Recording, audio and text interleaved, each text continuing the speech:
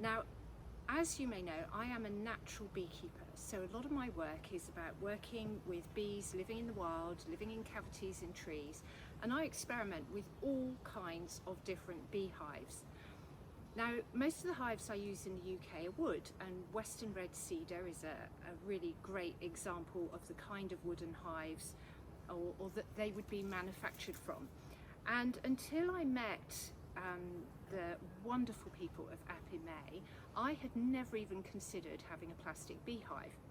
Now, I know scientists and I know lots of commercial beekeepers around the world who also were using plastic beehives. And for me, it was something that I was quite challenged by. However, when I came here to Cocos Keeling in 2020, I was really impressed when I saw how these hives worked so incredibly in this tropical environment. So although they were also using traditional wooden Langstroth hives and also some other hives that you can take honey from, they had some of these hives and I was blown away because it suddenly made sense to me. Now, where we are in the middle of the Indian Ocean, it's very expensive to ship anything here. Things have to come from Perth. Now, because it's Western Australia, part of Australia, there's very strict biosecurity rules. So having wood come to these islands is really, really challenging and difficult and expensive. Now, although we have quite a lot of trees here, we've got an awful lot of coconut palms and we have some beautiful calophyllum trees and there's even ironwood trees, we do not want to be cutting these trees down to make beehives. And so plastic is a really viable alternative. Now, these hives are extraordinary. They are not made from recycled plastic. They are made out of a plastic that will last forever. They're also food grade, and this is really important because if you're harvesting honey from here, you do not want to have any chemicals leaching from the plastic going into that, into your honey. So it's really important that you have the highest quality plastic. Now, I know that plastic is very controversial, and these islands in particular have a lot of plastic washed up on the beaches, so plastic is not a popular product. However, what we do want is a plastic that doesn't degrade. We don't want something that is going to break down under the sunshine or the waves or the rain or the just general weather conditions here. We want something that is going to last forever, and that's why I like these hives. So I'm going to open them up and show you how they work. So this is two hives. I've got a brood and a super and then a simple brood on top so that I can show you more easily how they work. Now, one of the things I love about these hives is these clips. They have these incredible clip systems that are so easy to use. So you've got two layers.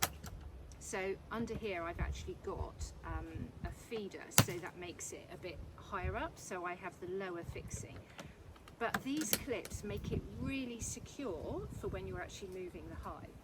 The other things that I really love is you've got these really simple to use open and close entrances for the bees, and you've got one here with several options. So you can have it full open, you can have it for a queen to emerge, you can have it for ventilation, or you can close it completely.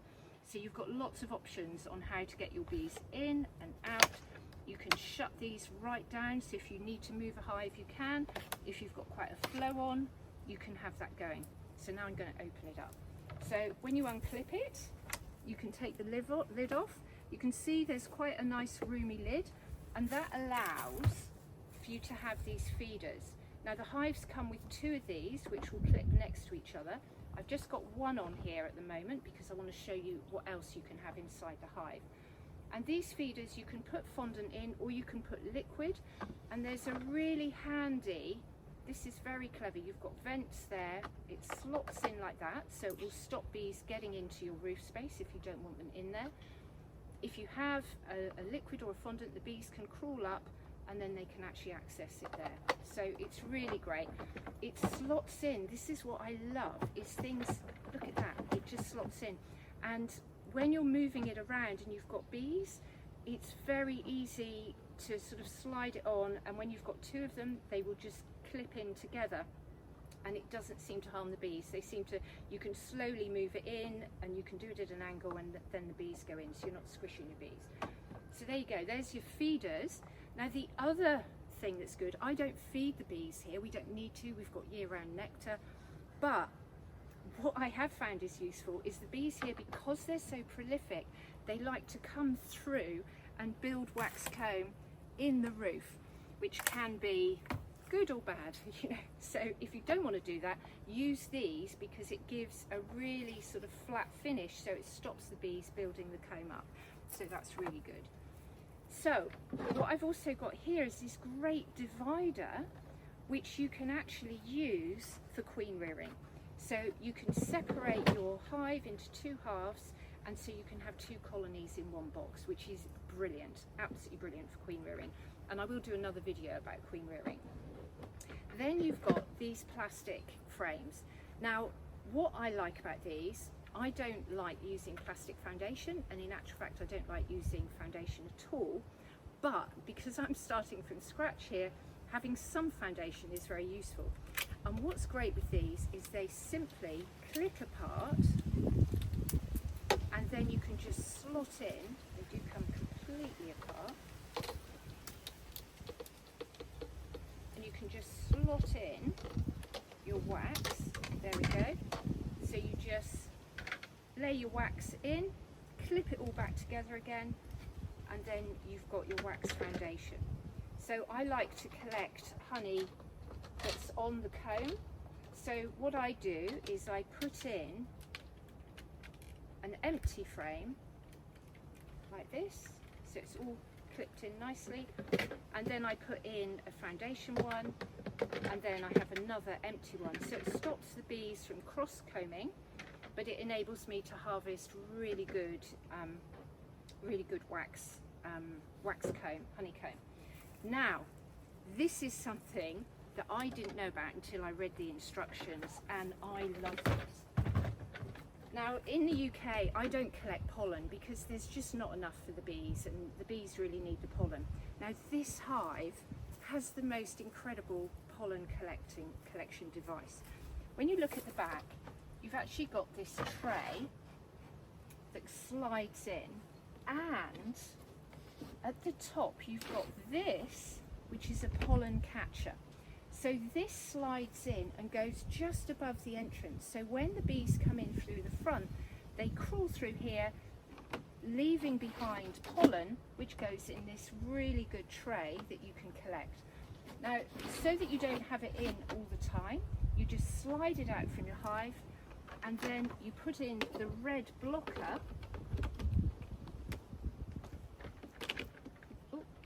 and that stops. That lets you know that you haven't got your pollen collector in, and it stops the bees using this as another entrance or exit, or even worse still, blocking it up with propolis. So it's a really handy little gadget. So I love this. It all comes inside. This doesn't slide in, that's the only thing. So when you're not using it, keep it indoors, or you can just slide it underneath your hive if you've got your hive on a normal stand. So a really, really useful gadget. Then all the hives do actually come with a queen excluder. Again, in the UK, I don't use queen excluders because the bees need to have free roaming around the hive. Here, it's so prolific, and because the bees are constantly making wax, I really wanted to try and slow them down and stop them connecting these frames with the roof, because then it makes it hard to lift it up. So I have been using a queen excluder here, and it makes the honey harvesting much easier. What you can also do is the bees will propolis this. So if you want to collect propolis, you could use this as a propolis screen.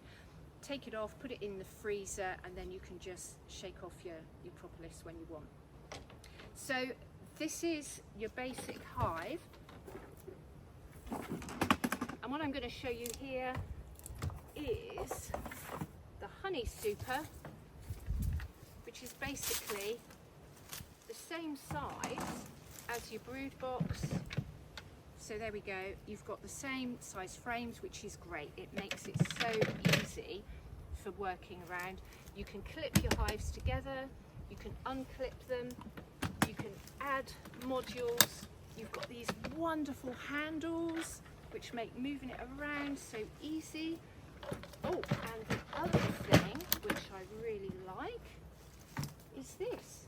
Now you get 2 of these with each box, and you can just slot them in, and that keeps the frames an easy distance apart and stops them all sticking together. So as long as you can pick this off, you can actually get the frame. So you have 2 of these on each hive as well, and they fit underneath the queen excluder. So how cool is that? So I've got 3 colonies here, happy behind me. I love the flexibility. I just love the fact that they are really insulating for the bees. So even in this heat that we have here, the bees are able to maintain their temperature. They can stay cool, gives them a constant temperature inside, so there's less work. It's quite easy to open the entrances so the bees can be outside. Sometimes if it's particularly hot, I have the bees bearding on the front. But absolutely wonderful hives, and I could not be more excited about using these here on Cocos. Thanks for watching.